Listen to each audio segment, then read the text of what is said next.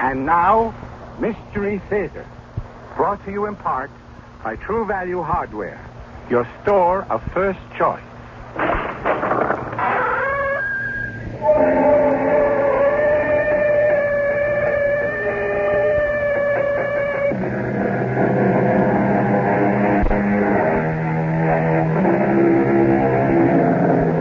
Come in.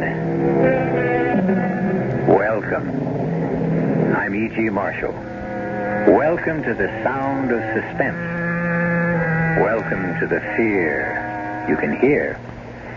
Welcome to the world of terrifying imagination. The subject of the story you're about to hear is murder. But the subject is also time. We've all heard of killing time. But have you heard about using time to kill? You will in the next few minutes when Mr. Owen Layton himself tells you his most ingenious scheme for getting rich quick by means of sudden death. Owen, for heaven's sake, what are you doing here?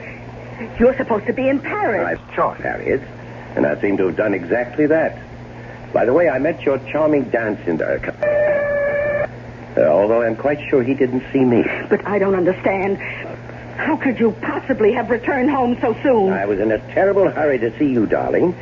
I simply couldn't wait to see you and do this. Oh, God, no.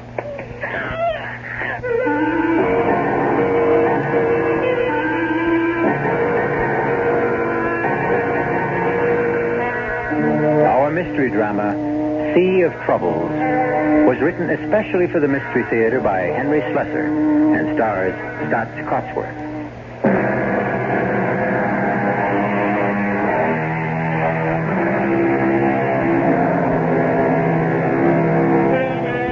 Our spine tingler begins across the sea, in the delightful city of Paris. They say that you can sit at a sidewalk cafe in one of these streets and sooner or later meet everyone you've ever known. Well, now we're going to introduce you to someone who you don't know, but whose acquaintance you'll enjoy making. His name is Owen Layton, and he prefers to tell you his unusual story in his own words. I arrived in Paris at 10 o'clock that morning, but I didn't leave my hotel room until well after 4. I knew my brother Gerald's habits only too well. He'd probably be sleeping until noon. So I knew where he would be at 4 p.m., of course, at Patrick's Cafe on the Rue de Montparnasse. Everyone loved Gerald at Patrick's because he was famous for always paying his bills.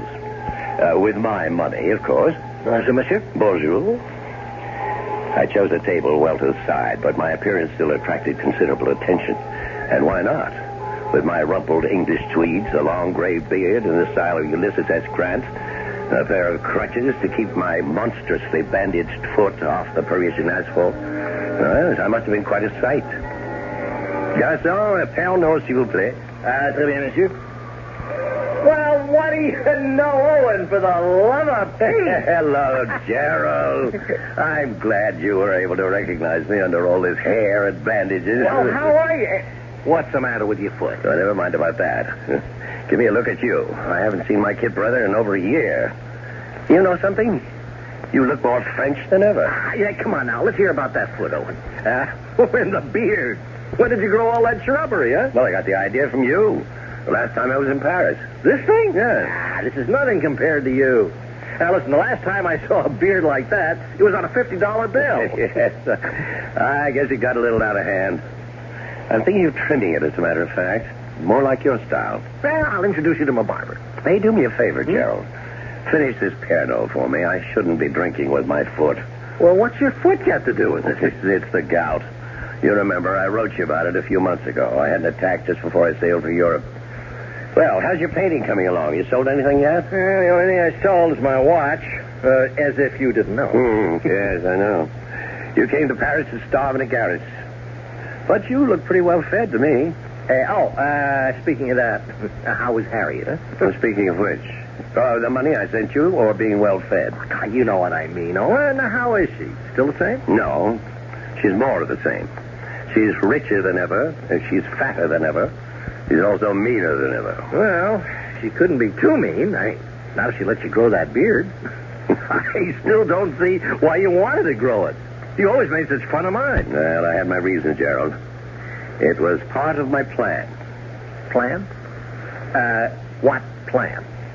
Why, to kill my mean, fat wife, of course. So, this is your garret, is it? Pretty luxurious for a starving artist, isn't it? It's not bad. Yeah, and all those canvases. Some even have paint on them. Well, don't tell me you're really working. Owen, I know you're no saint, but I don't think you're wicked enough to do what you said. Strangle Harriet? No, Gerald, I'm wicked enough, just not foolish enough. My wife's money will be precious little good to me in prison. Now, don't tell me you got some kind of a foolproof scheme, Owen, because there is no such thing. Sit down.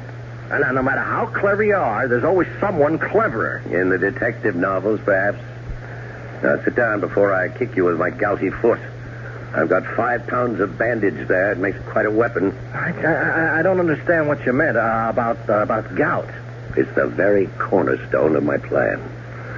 I have established a medical history of the disease if questions arise later. Questions? Yes, about the bandages. Owen, I have never seen you like this. You're really talking wildly. Now, those crutches, the beard, all this crazy talk about killing people. It's not crazy at all. It's a beautiful, rational scheme. And one that you will be eager to see succeed. Owen, what's happened between you and Harriet, huh? Well, nothing sudden. It's been a gradual change. Perhaps the inevitable result of advancing years. You know, I was considerably younger than Harriet when we married. Now it seems I'm not young enough. Now, wait a minute. Are you cutting me off? Are you going to stop sending me money? Nothing of the kind. As long as my income can support it, you can continue to develop your artistic talent. The question is, how long will my income continue? It's been 10 years since I married Harriet. The difference between our ages is suddenly not so great. Harriet is discovering that there are younger men in the world. In fact, there's one particular one she's fond of. You're joking. Yeah, he's a dancing instructor, as a matter of fact. She met him when I had my first attack of gout. I couldn't move for a month while Harriet indulged herself in non-domestic pleasures like dancing. But to talk about killing her... Killing her carefully, Gerald, with due regard to the risks involved.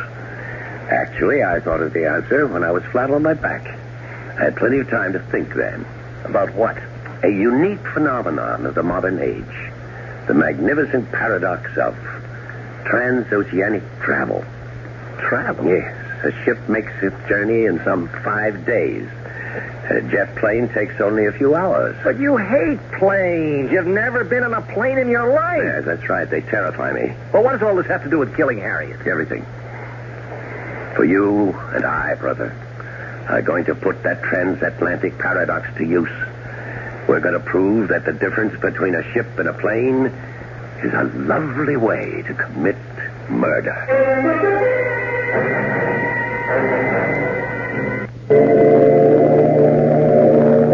It was almost 2 weeks later that Gerald and I stood on the dock at Le Havre and looked at the trim lines of the SS Empress. She wasn't exactly the largest vessel lying at anchor, but on that particular Saturday, she was certainly the busiest. That was fine with me. The more excitement on the pier, the less noticeable Gerald and I were as we made our way toward A deck.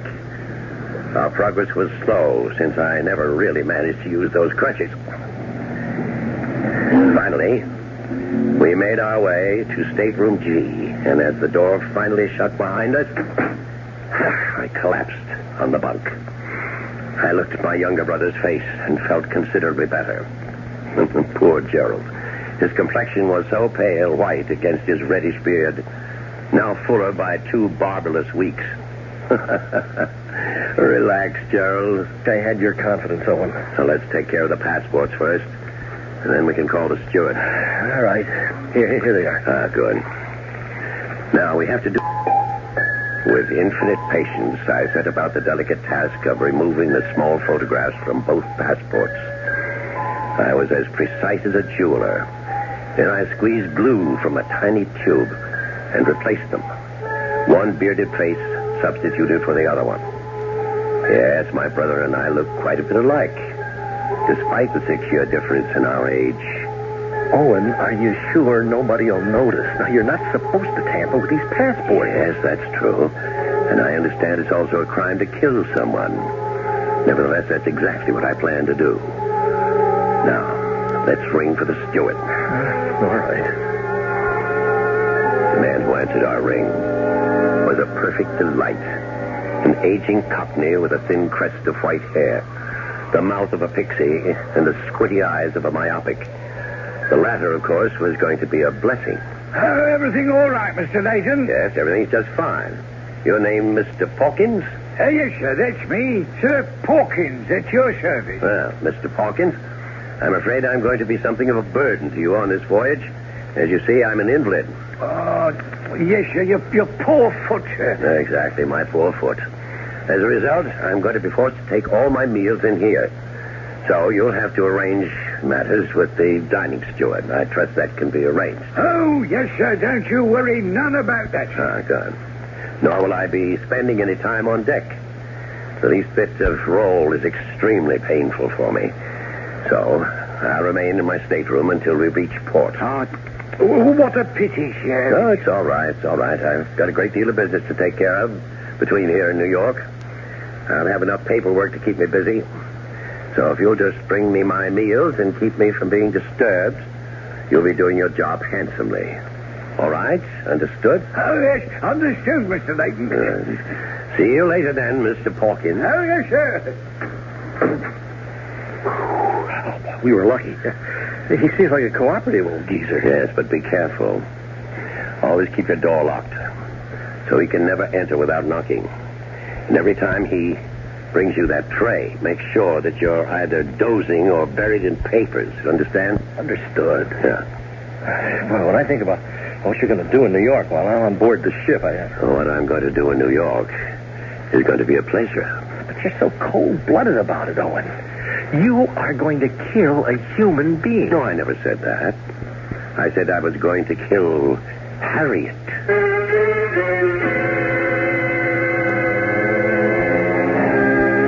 Poor Harriet. There she is in her lavish New York townhouse, thinking about nothing but her dancing lessons, while aboard the SS Empress, 2 men are plotting her demise. Of course, we're not yet certain how Owen Layton plans to get away with murder. Even if he does fly to New York and his brother sails in his place, we'll simply have to wait until I continue shortly with Act 2.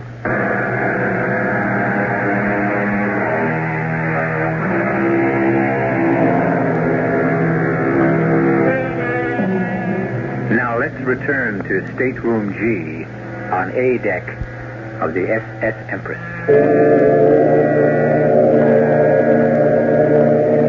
It's almost sailing time. The first all visitors ashore warning has been sounded on all levels of the great ship. But in Stateroom G, of course, the warning has a special significance, because now the visitor has become the passenger, and the passenger has become the visitor. But let Mr. Owen Layton speak for himself. Listen to me, Gerald. And listen very carefully. For Pete's sake, Owen, we've been over this 100 times. Now I'm saying it for the last time. You must do exactly what I've said. Exactly. The smallest variation can cause total disaster. Oh, I promise you. I won't move from the stateroom. I'll be a good little rabbit in my cage. Yes, that's exactly what worries me. Your rabbit-like tendencies. Don't expect me to enjoy it. When I think of all those cute little bunnies strolling around on the deck. No, just forget they're there, understand? Let me get this bandage off my foot. Oh, 5 days. And don't forget the 6th night. You'll manage, all right? Won't be any fun, Owen. Yes. Neither would it be any fun to fill gas tanks in Hoboken. Not as much fun as living on the left bank with those Parisian beauties of yours. All right, I know. And don't forget who's really doing the hard work, Junior. Including that plane trip tonight. Oh, for me, that's the worst part of it all. Listen, how high do those bloody things fly? Oh, 30,000 feet, I think. Oh, it's preposterous. There, the bandage is off now. Now, let's get them on you. By the time the next all ashore sounded, the transformation had been made. The bandages were on my brother's foot, and the crutches were lying snugly beside his bunk. And I was all set to leave.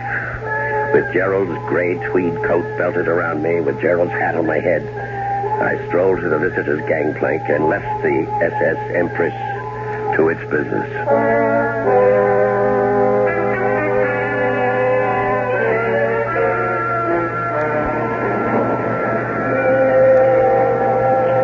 In a way, it was fortunate that I dreaded air travel so much. The thought of being carried aloft some 30,000 feet inside the monstrous machine parked at the Gate 7 on Olive Field was completely engrossing. For this reason, I overcame any nervousness I might have had upon confronting the immigration authority. The official merely glanced at the photograph in my passport book, snapped it shut briskly, and handed it back. Mr. Gerald Robin Layton was on his way back home. I don't recall much about the flight. I remember about 10 minutes of sheer terror when we took off on what seemed like a ridiculously short runway. I know there were several more hours of alternating fright, numbness, and drowsiness, helped by liberal amounts of alcohol. And then there was that agonizing half hour following the captain's announcement of our approach into Kennedy International Airport. And wonder of wonders, I was safe. The only one in danger was my wife. It was midnight in New York when I climbed into a taxi and gave the driver our destination, Grand Central Station. In the terminal, I deposited my single piece of luggage in a public locker and took still another taxi to the street where Harriet and I had spent the last 4 years of our marriage. The brownstone was an imposing building from the exterior, but Harriet's money had made it possible to scoop out the interior and transform it into a duplex of cunningly modern design. I spent several happy hours in this house, about 7 or 8, I think. It was 1:20 in the morning by the time I arrived, and the traffic had gone from the quiet streets of Sutton Place. The street was empty. The shades of the buildings opposite had all been drawn against the night. I felt certain that no one saw me quietly insert the key into the lock of the front door. I went quietly upstairs to the bedroom. It was empty. But that was no surprise. It was Saturday night. Presumably, I was in Paris. Therefore, Harriet was on the town, probably in the company of her dance instructor friend. In a way, I was glad that she was running true to form. It helped me feel justified in taking the drastic course that I was about to take. About 20 minutes later, I heard the front door opening again. Oh, my feet. My feet. You danced my little tootsies off tonight. You Fred Astaire, you. Well, that's what you're paying me for, Mrs. Layton. Oh, that's what you think, lover. Well, speaking of love... Oh, stop it now, Douglas. No, stop it, brute. You mean I don't even get a kiss goodnight? Oh, tomorrow night, maybe. Right now, I just want to go to sleep. I thought you looked a bit preoccupied tonight. Is anything wrong? No. Unless you count a cable from my husband. Well, he's still in Paris, isn't he? He sailed on the Empress. He'll be here in another 5 days. Well, that's too bad. Isn't it? He can stay tomorrow, all right? I'll count the hours. Good night, my princess. Good night. And then Harriet started up the stairs. I picked up the pretty blue vase that adorned her dressing table and placed it behind my back. Hello, Harriet. Oh, and for heaven's sake, what are you doing here? You're supposed to be in Paris. I thought I'd surprise you, darling. I seem to have done exactly that. But your cable, you said you were taking the Empress. She won't arrive for days. No, actually, I changed my mind about taking the ship. I flew instead. You You were never inside a plane in your life. No, there's always a first time, isn't there? For everything. But why? When you're so terrified of flying. Because I was in a hurry, darling. I simply couldn't wait to see you and do this.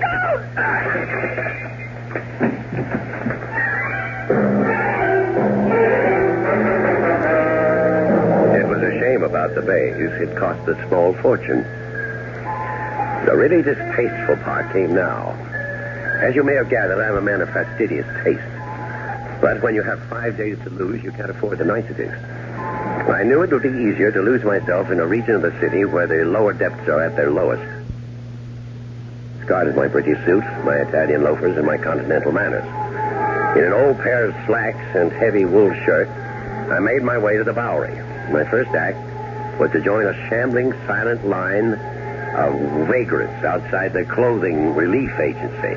And I emerged with a costume superior to anything I could have invented. A moth-eaten sweater, a double-breasted jacket with a shredded lining, and 1,000 unironable creases. And then I bought a bottle of Sauterne for 98 cents and rented a bed in a hotel called Miller's for 75 cents a night. And then, the next day, in a steam-filled diner where the coffee tasted like antiseptic, I picked up a mud-stained newspaper from the dirty tile floor. And there on the second page was an item which gave me an appetite, even in that place. It said, "Woman found murdered in East Side brownstone." But the smaller headline beneath it was even more delicious. It read, "Dancing teacher held as suspect." It wasn't something I planned or expected, but, well, why not? Why not? Say, I think I'll have some more of that coffee.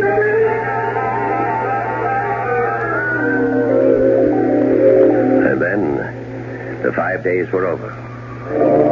It wasn't very far from the Miller Hotel to the docks. The first glimpse I had of the Empress' beautiful bow on the horizon thrilled me in a way I had never known before. But I couldn't stand about and admire it. I had things to do. I made my way as unobtrusively as possible back to Grand Central Terminal. I removed my luggage from the locker, and then in the washroom I shaved and changed into clean clothes. Then I went down to Pier 16 to greet the arriving Empress. I knew that Gerald would be among the last of the passengers to appear. But then there he was, wearing my green plaid topcoat with a collar pulled around his throat, wearing my Homburg hanging low over his eyes. He was using my crutches, too, and not very well. But with his foot so heavily bandaged, he still made a convincing cripple. Owen, over here. You know, for a minute I didn't think you'd make it. Well, how was it? How did everything go? Fine. Look, when can I get rid of these crutches? They are killing. Never mind the crutches. What about the steward, Mr. Pawkins? Did you see him before you left the ship? No, I managed to avoid him. I didn't even tip him either, just as you said. Good. Now get into that car. This isn't your car, is it? It's a rental car. Now get inside so we can switch clothes. A rental car? Well, weren't you taking the chance? I rented it in your name, Junior. Don't worry about it. You really thought of everything. Owen, I have to give you credit. Well, just give me my clothes and that bandage. And fast. And so we made the switch, as before. By the time I stepped out of the rented automobile, I was dressed in the Homburg and the green plaid coat. And the bandages were back where they had originated. In fact, the crutches seemed like old friends as I hobbled back to the entrance of Pier 16. I spotted the ship's petty officer emerging from the passenger exit. Pardon me, sir. Yes, sir. What can I do for you? Well, it's rather embarrassing. You see, there's a steward that I meant to take care of before I left my stateroom. He was very kind to me. What's his name? Pawkins. He's an old fellow. Very nice. I hated to miss him when I left, but somehow I did in all the excitement.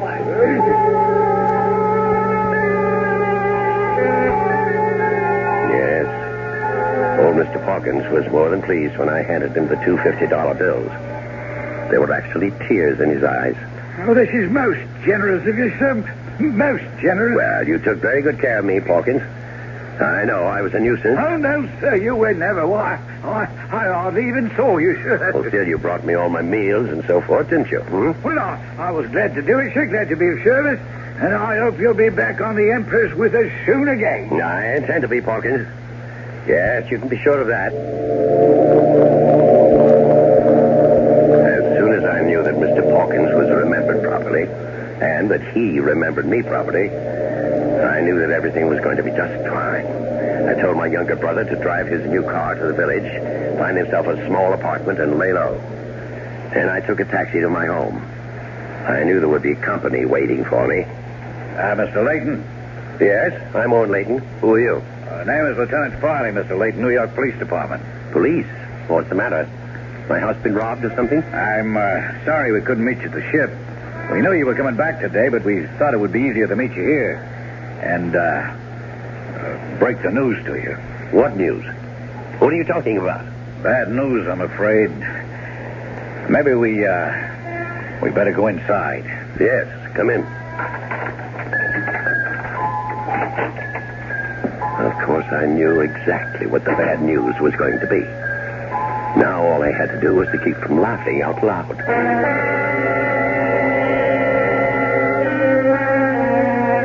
We seem to have been witness to the perfect murder. Owen Layton can't be blamed for the murder of his wife, and for the most natural reason in the world. Owen Layton wasn't in New York when his wife was murdered. Owen was on the high seas. Just ask Mr. Pawkins or anyone else aboard the SS Empress. But before we congratulate Mr. Layton on his cleverness,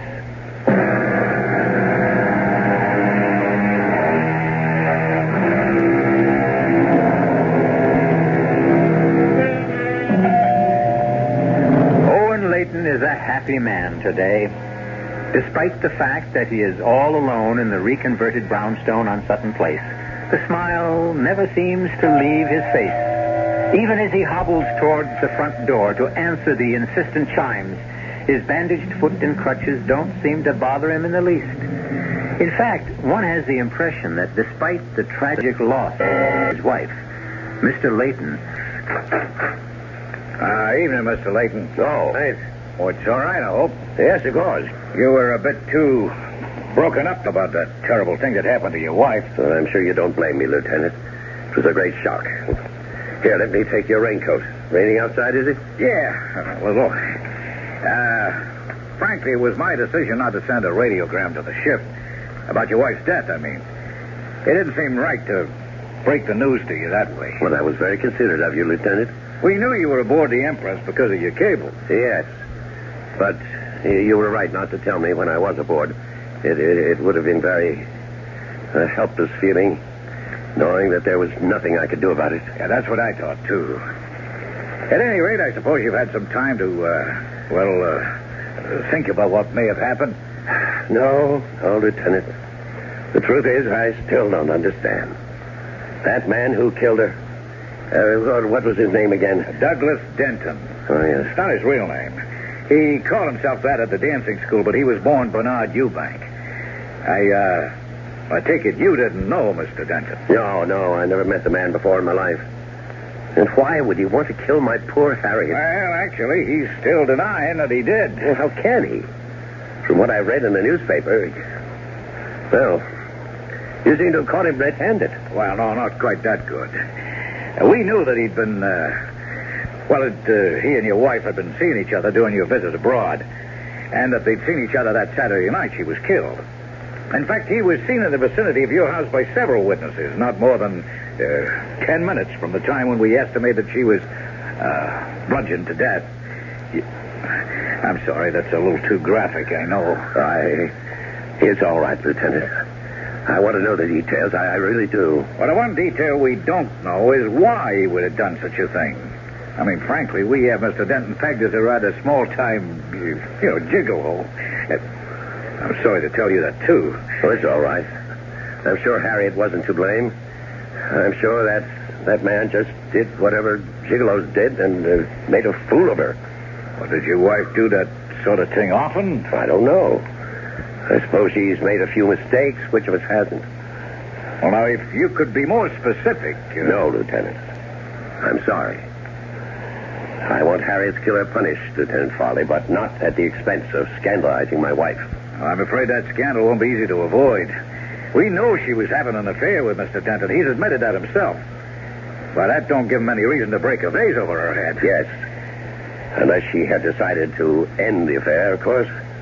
Well, it's one possible theory, of course.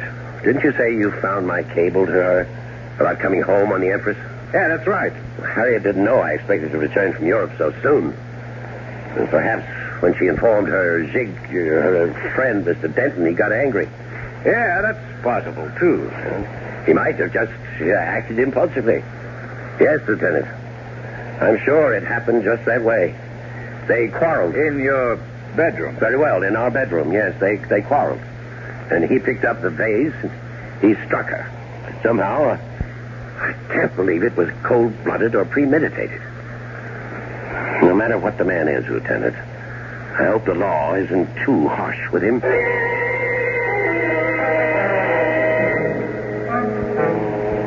I'll tell you what wasn't easy. It was the waiting. I had to wait for the outcome of 2 legal actions, the verdicts of both the criminal and the probate courts. But I had every confidence that human and fiscal justice would be done. And then, one night, a little more than 2 weeks after my return... Hello? Owen, it's Sheila. I beg your pardon? It's Sheila.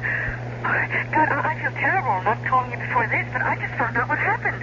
I read the whole thing in the paper, back issue. Oh, and you poor thing, you must be in a state. Are you sure you're calling the right number? Oh, of course I am. At least that's the number in the telephone book. 815-5555. Well, you certainly have the right number, miss, but I believe you have the wrong party. Oh, come on. Stop it. You're the only Owen Layton in the directory. Well, that doesn't mean very much. Hey, what is this? What are you trying to do? Well, I'm simply trying to find out who you are and why you think you know me. Hey, wait a minute. Is there someone there with you? Is that what all the double talk's about? No, I'm alone. Well, then why the big act? Well, now listen, Owen. I told you not to try any of that shipboard romance stuff on me. I won't stand for it. Did you say shipboard romance? You heard me. I warned you that I wasn't interested in the friendly little kiss at the gangplank kind of stuff. Listen, you're not talking about the ship you mean isn't the Empress. Of course it's the Empress. Gerald, you idiot. Huh? Oh, what did you say? I said, forgive me, I'm just so mixed up about things right now. Well, you can't be so upset that you forget about me. Besides, from the way you talked about your wife, she didn't mean a thing to you. Look, Sheila, I can't talk anymore right now. You're not brushing me off that easily. Oh, and I warn you. No, I'm not trying to brush you off. It's just that I'm having visitors, Sheila. Important people, business. All right, tomorrow then. Early tomorrow. I'm not sure I can make it tomorrow either. I may have to go out of town. There are things to settle regarding my wife's estate. Well, there are things to settle, all right. Between us, lover. Oh, God. Dear God, he's ruined everything. Everything.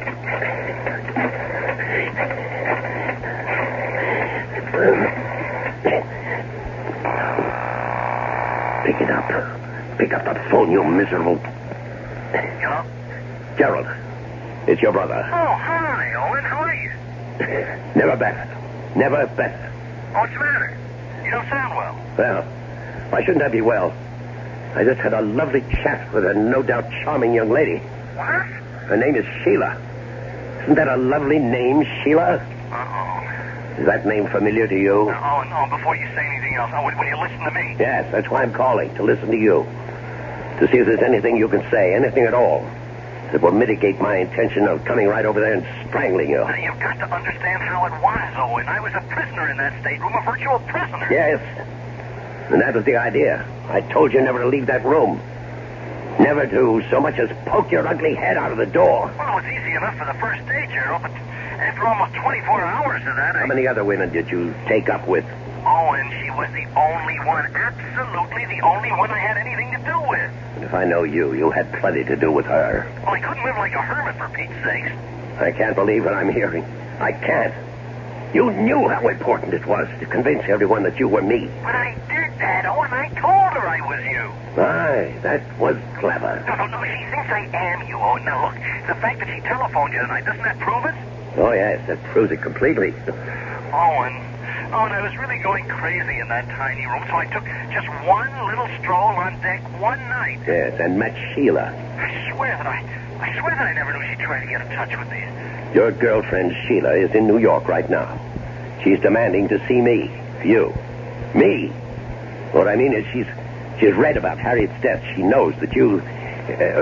she knows that Well, she knows that Owen Layton is free and unencumbered and will soon be very, very rich. Oh, gee, I'm glad to hear that, Owen. Shut up. Your friend Sheila isn't going to give up that easily. She's going to track me down. She's going to try to renew our little shipboard romance. And do you know what will happen when she does? What? Think about it, Gerald. She's going to take one look at me, and I'll be cooked, roasted, fried. She'll know I wasn't aboard the Empress. She'll know that she spent all that glorious week with another man. And how long do you suppose it'll take for her to put two and two together? Owen, couldn't you put her off? Couldn't you keep her from seeing you? How? Well, if you could leave town, if you could get away. Yes, it's the only thing that's occurred to me, too. If I left at once... You could always go back to Paris. You always said it's your favorite city. And guess what? I saw in the papers that the Empress is sailing again tomorrow for Le Havre.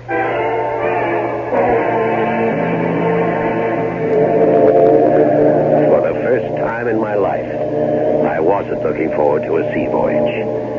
And I knew that my idiotic younger brother had left me no other choice. The minute I was off the phone with him, I was on again, this time to my very obliging travel agent, who told me that passage aboard the Empress was indeed possible. But for the first time in my shipboard travels, I couldn't get a stateroom. Couldn't even do better than B-deck.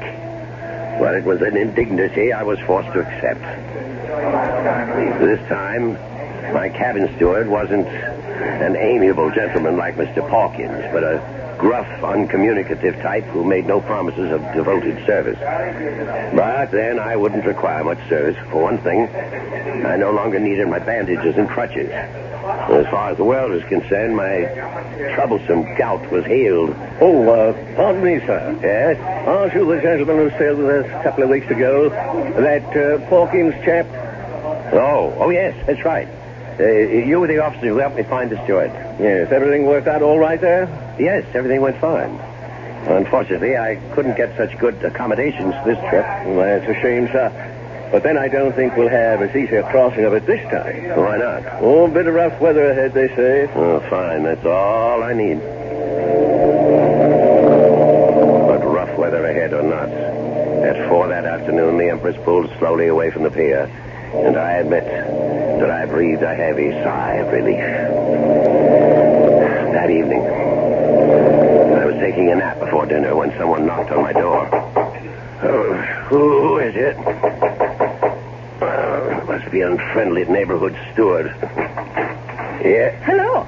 Oh, I'm sorry. Oh, was there something you wanted, miss? Well, I've made a mistake. I thought this was Mr. Layton's cabin. Well, it is. I'm Mr. Layton. Oh, but you're not Mr. Owen Layton. That's the party I was looking for. But I am Owen Layton. Well, that's an interesting coincidence. I mean, two people would have the same names and even look a little bit alike. Although, well, the Owen Layton, I mean, is quite a bit younger. I don't know what in the world you're talking about. I saw your name on the passenger list, but the man I mean, well, he's about your height, and he has a beard like yours, but he's not you. Well, and who are you? My name's Sheila. Sheila Ross. Sheila. I met Owen Layton 2 weeks ago, right on the ship.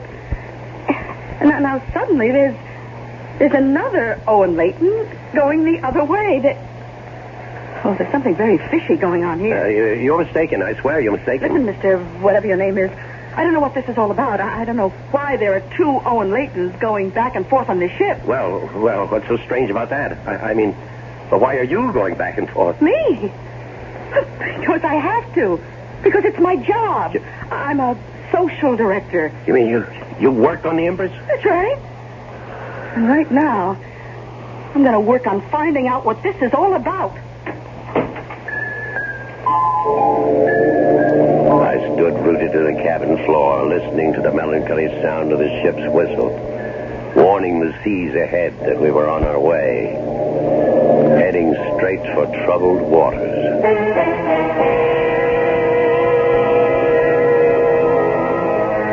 As you have heard, Owen Layton's perfect murder had the customary imperfection. But at least he'll be able to enjoy one last ocean voyage before the authorities send him up the river. Isn't it nice to see justice triumph? Oh, beg your pardon, to hear justice triumph.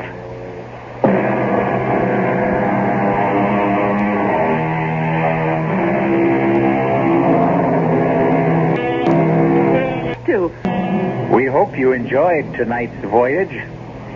We hope you'll be aboard next time the CBS Radio Mystery Theater takes you on a trip to all points mysterious. As you know, we have every means of transport available to us, from ships to trains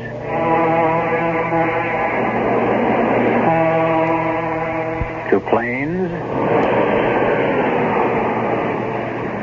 And isn't it wonderful to realize that we did drop of gas? Our captain, Dan Ocko, and Ian Martin. Our production was under the direction of High Mound. This is E.G. Marshall inviting you to return to Mystery Theater for adventure in the macabre. Until next time, pleasant dreams.